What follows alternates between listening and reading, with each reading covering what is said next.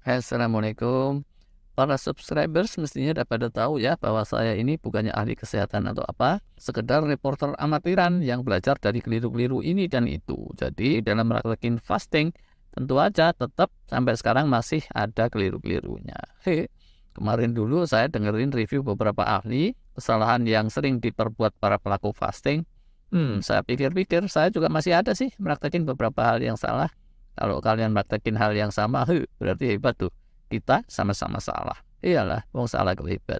Tapi ada kesamaan gitu deh. Dan kalau sesekali salah, itu artinya meraktekinya udah rada sering. Namanya manusia kan ya. Sepandai-pandai tupai melompat, pasti jatuh juga. Ini tadi tupai apa manusia nih? Ini menurut peribahasa gitulah ya. Juara dunia bulu tangkis gitu, pasti pernah kan ya? Smashnya nyangkut di net. Beda sama Kang Adul yang seumur hidup main badminton cuma sekali, nyemes juga cuma sekali. Dilalah waktu itu nyemesnya jitu, sukses rate-nya 100%. Tapi kalau kayak gitu nggak asik kan ya. Dan buat yang baru-baru praktekin, semoga ini bisa jadi contoh. Kayak ibu guru di sekolahan kan ya. Kadang ngasih contoh yang benar, kadang kasih contoh yang salah. Lah, sekarang ini bahas contoh yang salah nih. Astagfirullah. Kesalahan pertama, seringnya saya itu ngeset niat targetnya terlalu muluk, terlalu macam-macam. Ya niat ibadah, ingin mendapatkan keridhaan Allah, niat supaya awet muda, niat healing, memperlambat penuaan, niat eksperimen dikit-dikit, bikin konten, niat ngasih contoh sama anak-anak dan handetolan generasi muda, duar, entah niat apa lagi tuh, banyak deh pokoknya, tapi bukan niat nurunin berat badan karena udah langsing dari sononya. Beberapa ahli bilang, kalau kebanyakan yang ingin disasar, itu bisa puyeng sendiri, dan ujungnya bisa kecewa atau akhirnya malah nggak kepegang. Di sisi lain, kata para ahli juga, itu niatnya nggak boleh kelewat cetek. Misal nih, niatnya ingin turun bobot 10 kilo, tok, titik. Bahkan kalau cetek itu bisa bahaya, gara-gara terobsesi berat badan, terus jadi gizi buruk, naudzubillah. Kita nggak mau juga, atau misalnya cuma niat praktekin ritual ibadah. Ya, kalau ujungnya nggak sekalian sehat, terus cepat uzur, cepat jengkel, ibadah kan juga jadi minim malah. Yang bagus itu katanya niatnya mesti yang pas gitu. Dan terus terang, bikin yang sapu jagat, holistik, tapi mencakup semua yang penting yang ada di batin kita, itu nggak mudah juga ternyata. Kesalahan kedua, saya itu meraktekin fastingnya telat mulainya. Udah kepala 5, baru deh ngerti pentingnya fasting, dan baru meraktekin intermittent fasting, extended fasting kayak gitu. Itu pun mungkin ini berkah dari pandemi walau alam. Andai nggak ada pandemi tahun 2019 lalu, mungkin saya juga nggak belajar dan nggak meraktekin fasting. Dan mungkin nggak seganteng sekarang ini. Subhanallah. Di satu sisi, kelambatan kayak saya nggak bagus, tapi kecepatan juga salah.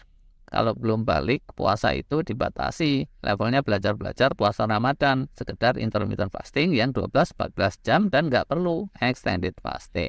Kalau sudah balik tapi masih masa pertumbuhan, sama juga. Ramadannya tentu wajib buat muslimin, muslimat, tapi ya tetap belum terlalu perlu extended fasting. Selain batasan umur, juga kondisinya. Nggak perlu buru-buru ingin fasting, khususnya yang kelas extended, misalnya kalau baru aja hamil, melahirkan, atau baru sakit tertentu. Baiknya dari umur berapa sih keseriusan fasting mulai dimulai? Kalau Dr. David Sinclair, dia sudah mulai umur 20-an menjelang 30-an kalau tidak salah. Tapi kalau pakar lainnya bilangnya lebih baik terlambatlah kayak saya daripada tidak sama sekali.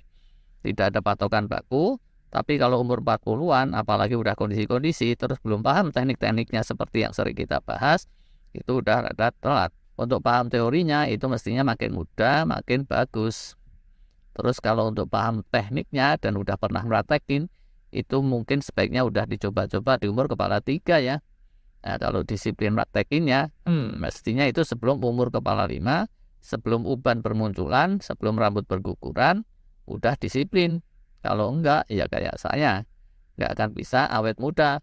Paling pun bisa itu jadi awet tua. Tua tur alot, nggak pakai alot, ting.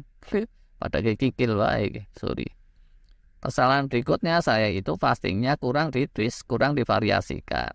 Padahal kalau kita lihat dari yang Grelin kemarin, setelah sekian lama tubuh sudah adaptasi, kalau fastingnya gitu-gitu aja, nggak divariasikan, bukannya jelek sih, tapi diminishing impact gitu, diminishing benefit. Kalau mau dapat lagi benefit signifikan, tahu deh, mungkin habis ini nanti saya mau coba extended fastingnya itu startnya dari makan sahur, terus beneran makan berikutnya, breakfast di hari selanjutnya lagi setelah lewat 24 jam. Atau gimana ya?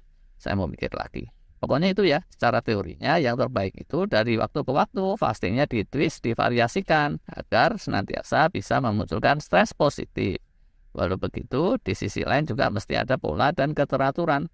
Kalau terlalu variatif dan anarki, nggak ada keteraturan, nggak ada pola, malah jadi stres negatif. Hati-hati. Berikutnya lagi, saya itu frekuensi extended fastingnya terlalu jarang. Boleh dibilang sebulan cuma 2-3 kali saja, atau maksimal 4 kali.